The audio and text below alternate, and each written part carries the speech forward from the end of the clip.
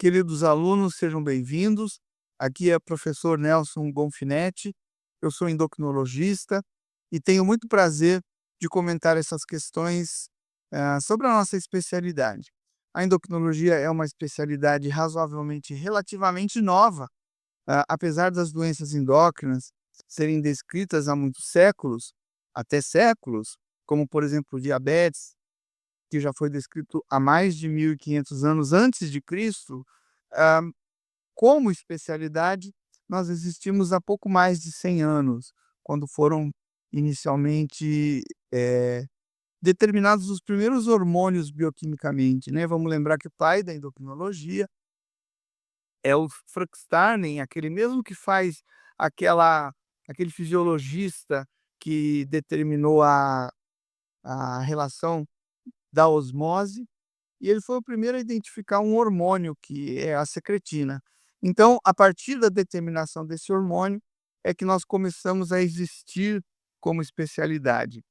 E nós vamos discutir hoje algumas questões, inicialmente sobre temas introdutórios da endocrinologia. Então, a primeira questão que eu vou colocar é a seguinte: os hormônios tireoidianos devem ser produzidos em quantidades ideais para suprir a demanda dos tecidos periféricos. Dos aspectos da fisiologia tireoidiana descritos nas afirmativas abaixo, o único que não é verdadeiro. Prestem atenção que nós estamos falando de uma questão que não é verdadeira, é a falsa.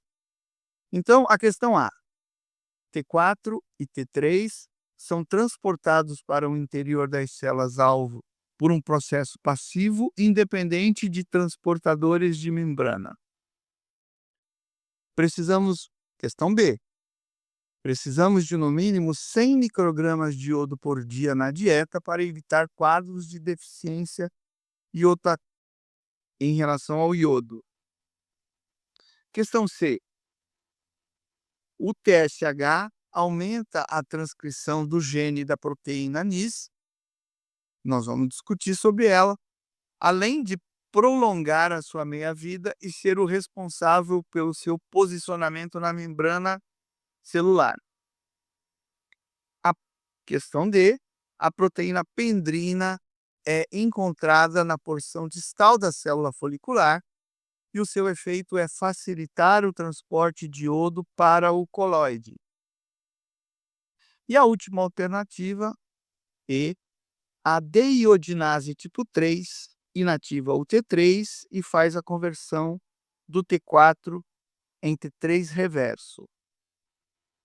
Então, em relação a essa questão, nós devemos considerar que a biossíntese dos hormônios da tireoide depende do funcionamento de uma série de proteínas, e elas são necessárias tanto para a captação do iodeto através da membrana dos tireócitos, como a incorporação na sua proteína, uma grande proteína que nós temos lá na célula, lá no tireócito, chamado tiroglobulina. Ela está na superfície da célula folicular. O cotransportador, né, iodeto sódio, é o NIS, ele é responsável pela captação tireoidiana do iodeto. Então nós temos que ter um determinado estoque de iodo periférico, e é a primeira fase da biossíntese hormonal. No polo desses tireócitos, o iodeto é transportado através da membrana celular por aquela enzima que nós comentamos ali em cima, aquela proteína chamada pendrina. E, subsequentemente, você incorpora o iodo na tireoglobulina, que é uma grande molécula que contém várias substratos eh, que vão formar o nosso T4, principalmente o T4, um pouquinho menos. Depois que você oxida esse iodo, né, esse iodo que nós temos em reserva, e essa reserva é grande no nosso corpo, essas reações vão ser catalisadas pela tireoperoxidase. É uma enzima chamada, que a gente apelida de TPO, na presença do peróxido de hidrogênio. Daí a gente já tira uma lembrança. quando nós temos a produção de autoanticorpos contra esta enzima em especial, é uma enzima muito importante na formação do nosso iodo, nós podemos ter uma doença que todo mundo já sabe, conhece muito bem, como tireoidite de Hashimoto. É quando nós formamos anticorpo contra esta enzima em especial, e esse anticorpo é chamado anti-TPO, ou também antimicrosomal, é a mesma coisa. Nós formamos, nós podemos desenvolver a tireoidite de Hashimoto, que no final nos dá o hipotireoidismo, e acaba sendo, tudo mais ou menos parecido. Então, tireoidite de Hashimoto, mixedema primário, hipotireoidismo primário.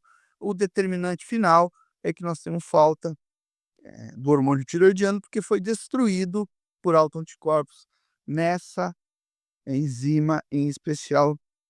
É uma das causas, é a causa principal. Vou lembrar que mais ou menos 15% da população tem anticorpos contra essa enzima, tem autoanticorpos, quer dizer, nasce com anticorpo anti-TPO, 15%. E nunca desenvolvem a doença e ficam lá, podem transmitir geneticamente, mas não desenvolvem a doença. A enzima, então, responsável pela geração do peróxido de hidrogênio associada à formação dos hormônios, é a NADPH oxidase, que encontra-se no polo apical do estirócito, estimulada exatamente por aquele nosso hormônio hipotalâmico hipofisário, perdão, chamado TSH.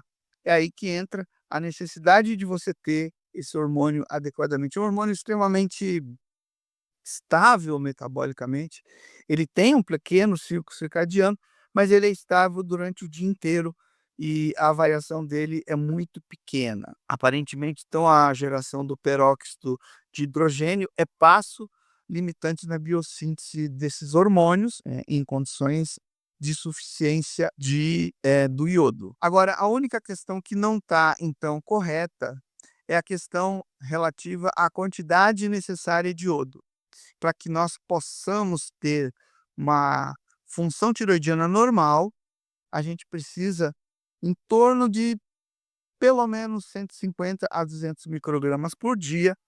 Acredita-se que seja em torno de 400 microgramas ao dia, mas algumas condições são mais necessárias. Por exemplo, durante a amamentação, a mulher precisa de um pouquinho mais de iodo para funcionar normalmente a sua tireoide.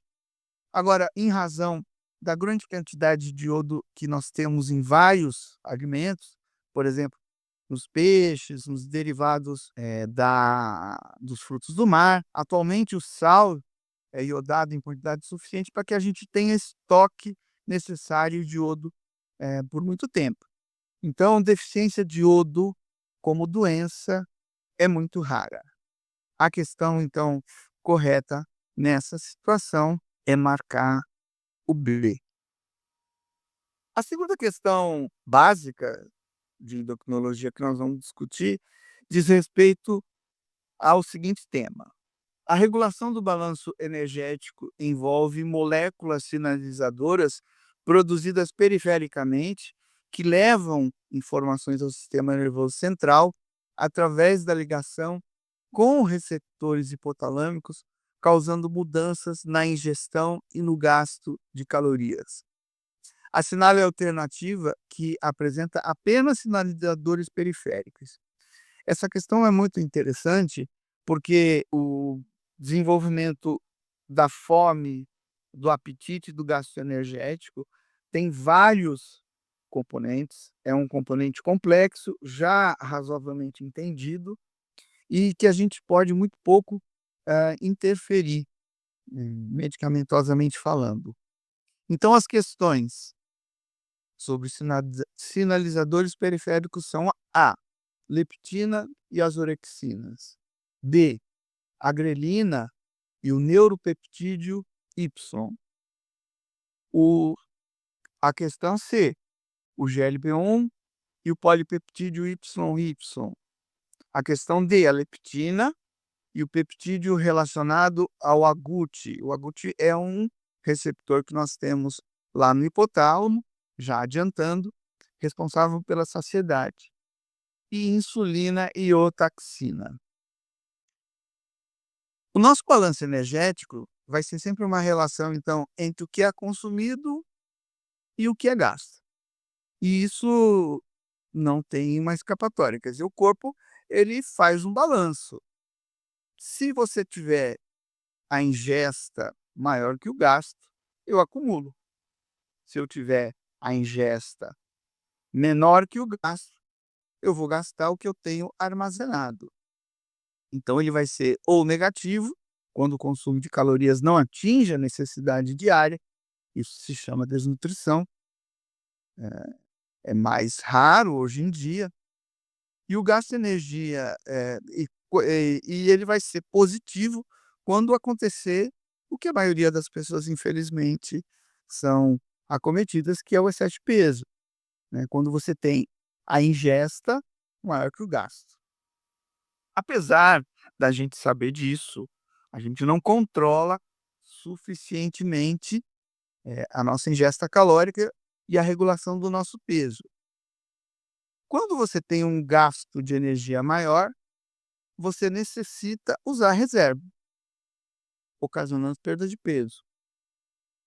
E quando você tem uma maior, ingesta sem o gasto, você vai ter o ganho de peso, né. Infelizmente, o ganho de peso é maior do que a perda de peso, então nós estamos perdendo essa guerra. Hoje em dia, quase 70% da população já tem excesso de peso, não obesidade, a obesidade é um pouquinho menor, mas em todas as faixas etárias, você tem maior ganho de peso do que perda de peso, mesmo em países como o nosso, que tem um grau de desenvolvimento menor.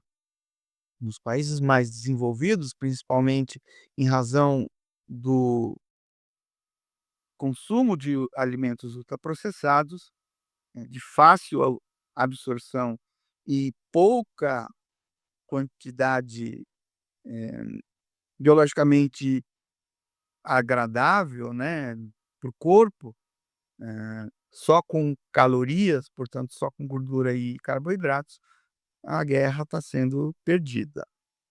A maioria dessa sinalização, então, se faz, através de mecanismos cerebrais, tá? E o hipotálamo é essencial para o controle do peso, e você tem, muitas vezes, na pessoa com excesso de peso, com no obeso, resistência, além de um processo inflamatório ali no hipotálamo, a esses hormônios.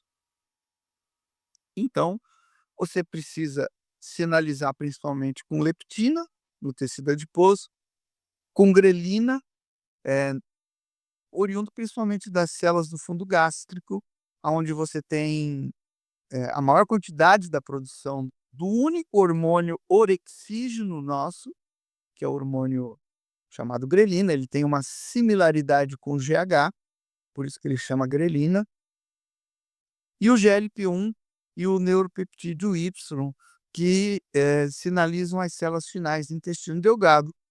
Eh, Todos esses têm uma sinalização inibindo o apetite e a saciedade, e o único que é orexígeno é a grelina que vem das células gástricas. Então a resposta correta, nesse caso que nós marcaríamos, é a C, o GLP-1 e o neuropeptídeo YY. Esses 2 em especial são produzidos principalmente nas células finais do intestino delgado. É quando a comida chega lá no final, depois de passar por toda a absorção, e vai dar uma sinalização para o cérebro: "Olha, eu tenho comida, eu já tenho nutriente, você não precisa mais comer". Infelizmente não é o que isso acontece, a gente perde essa sinalização nos casos de obesidade.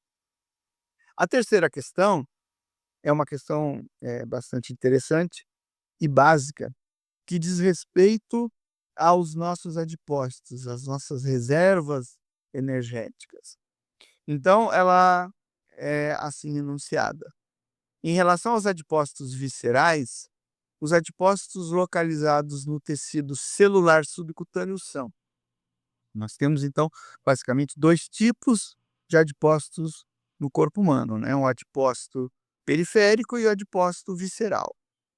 Então, em relação aos adipócitos, os adipócitos viscerais são maiores e com maior capacidade de estocar gordura.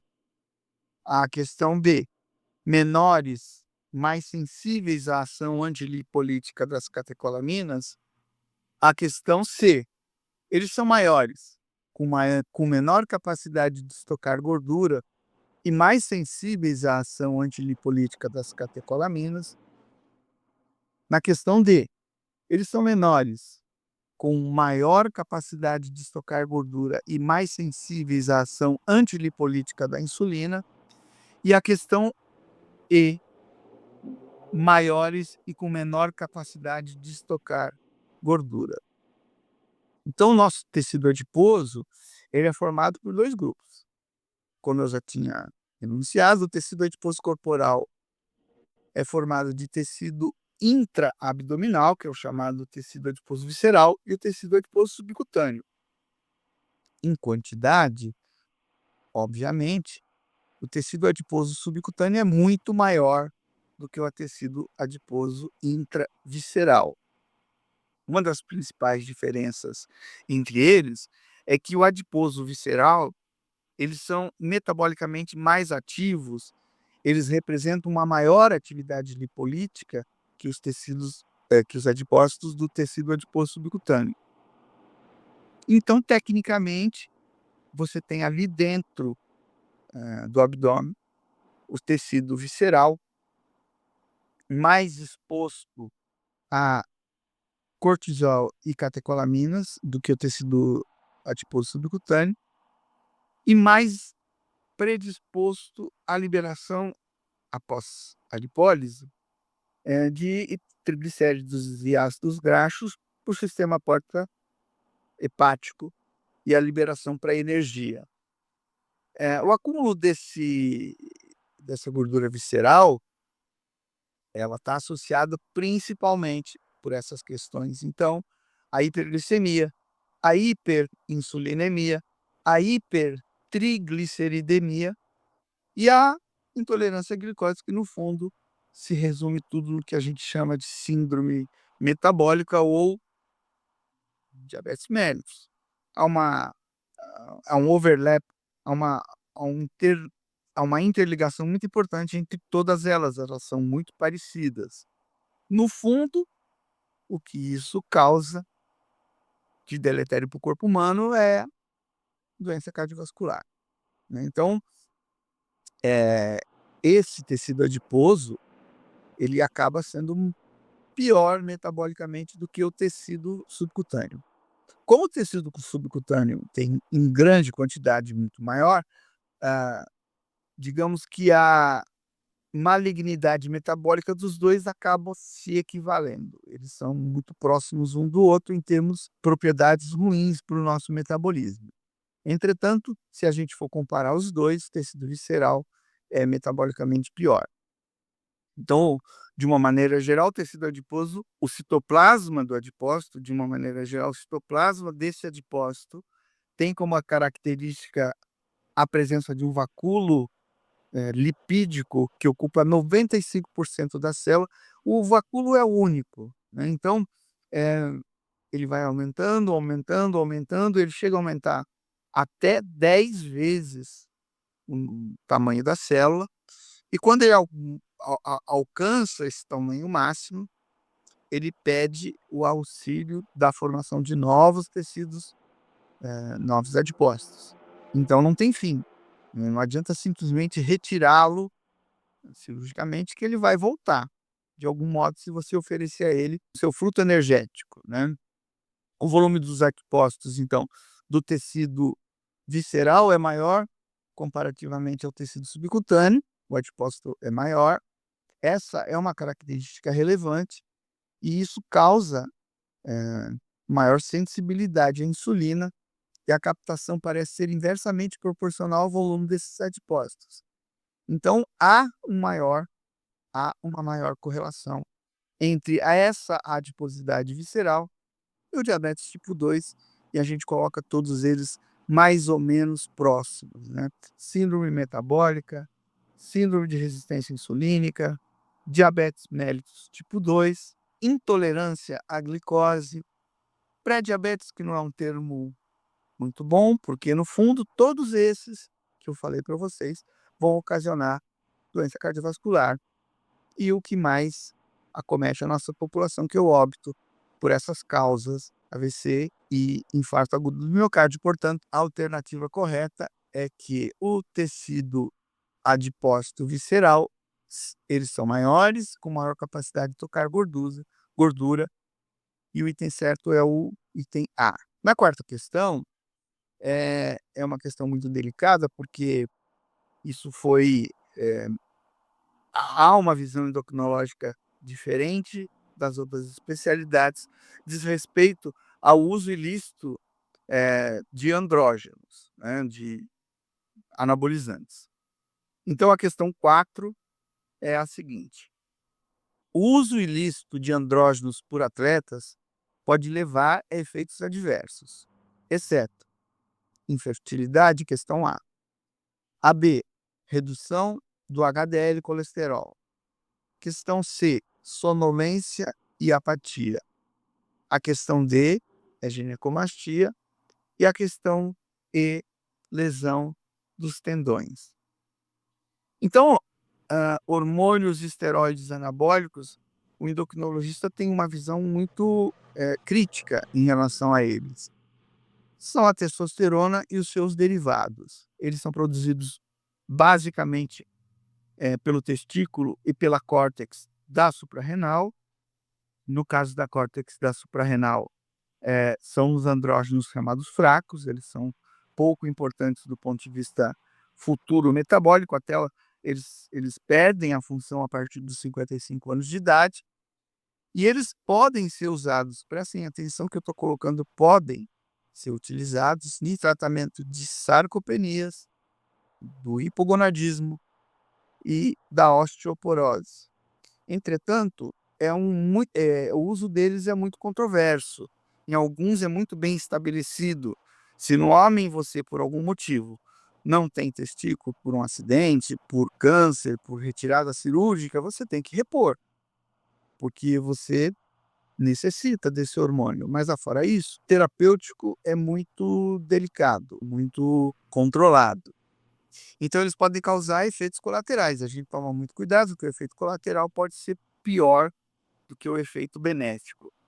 Então, não é incomum você encontrar psicopatia, hiperexcitação, agressividade, o CA de próstata, doença coronariana. Ao mesmo tempo que ele é usado por hipogonadismo, ele também pode bloquear a sua produção endógena, portanto causar infertilidade. Não raro, eles também causam o aumento dos glóbulos vermelhos e vão dar polissemia, e tudo isso tem que ser considerado quando você faz o tratamento para o uso desses andrógenos. É um problema, no Brasil não tanto, mas a gente sabe que em outros países é maior, onde o uso é um pouquinho mais liberado. Ele tecnicamente é considerado uma droga, ele é proibido, nos esportes ele também é contra-utilizado, e eu vou lembrar que há cerca de um ano, mais ou menos, o Conselho Federal de Medicina, aqui do Brasil, nos deu uma recomendação aos médicos que não usem, proibiu categoricamente, por resolução técnica, que eles sejam usados para fins estéticos e recreativos. Então a gente sabe que ele é mais maléfico do que benéfico. Então, o anabolizante não deve ser usado, não pode ser usado, tem sua proibição técnica e ele é muito restrito. Eu vou só abrir um parênteses em relação à testosterona. Testosterona é um hormônio masculino, portanto, tecnicamente a mulher não tem que ter. Então, na visão do endocrinologista, reposição de testosterona para a mulher é controverso, para não dizer inadequado. Na mulher, o libido, por exemplo, não é dado pela testosterona, ele é dado pelo estrogênio.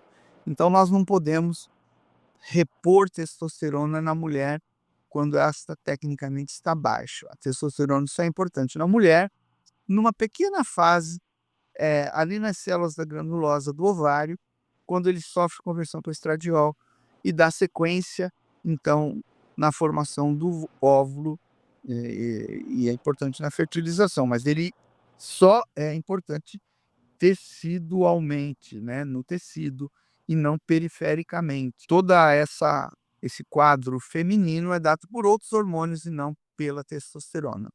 Então na questão 3, na questão 4, perdão, o item correto, ele não causa sonolência e apatia, ao contrário, ele causa hiperexcitação, agressividade. A última questão é uma questão básica, muito mais simples, que se refere ao processo de transcrição gênica, né, quer dizer, todo o nosso material genético, aquele que nos, organiza em todos os sentidos, todas as nossas células são assim, elas têm uma transcrição gênica que fazem a função celular, que fazem todas as nossas funções orgânicas.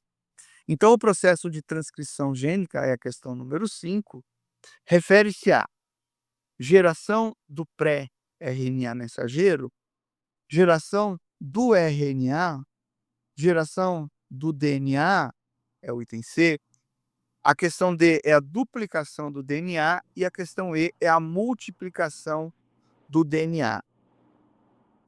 Ah, essa questão é uma questão, extremamente teórica, é claro. Hoje em dia, os estudos genéticos nos têm determinado que a gente sabe muito pouco sobre as doenças e elas estão aparecendo com mais tranquilidade. Nós podemos fazer perfis genéticos da população e com isso determinar se a gente tem ou não predisposição a desenvolver doenças, a melhor resposta a determinada medicação que a outra. Isso está se tornando cada vez mais fácil para a nossa população, isso tem facilitado. No diabetes mellitus, por exemplo, até alguns anos atrás, a gente não, se importava muito com o diagnóstico, era tipo 1, tipo 2, outros tipos de diabetes. Agora, com o estudo genético, a gente tem, sido mais cuidadoso no diagnóstico dessas doenças. Por exemplo, o diabetes, monogênico, que é o diabetes, aonde só um tipo de defeito é encontrado, que a gente supunha ser muito raro, hoje em dia 5% dos diabéticos tipo 2 têm esse tipo, hã, de determinação, né, a gente consegue com isso dar o diagnóstico e com isso tratar mais adequadamente, muda tudo, já que são doenças completamente diferentes. Então o processo de transcrição gênica é um nome que se dá à formação do RNA a partir de uma fita de DNA. Então isso vai provocar cópia de informações no DNA para o RNA e com isso a transcrição da nossa gênese da formação celular. E esse processo é de extrema importância, pois as formações transcritas para as moléculas do RNA são produzidas na formação de proteínas. Só 2% do DNA que a gente tem em cada célula é importante do ponto de vista de transcrição. O restante tem uma conformidade estrutural só. Então, o processo de transcrição gênica refere-se, no caso da questão número 5, a última questão, ao item B, que é a geração do RNA. Muito obrigado. Nós vamos estar preparados para a próxima aula.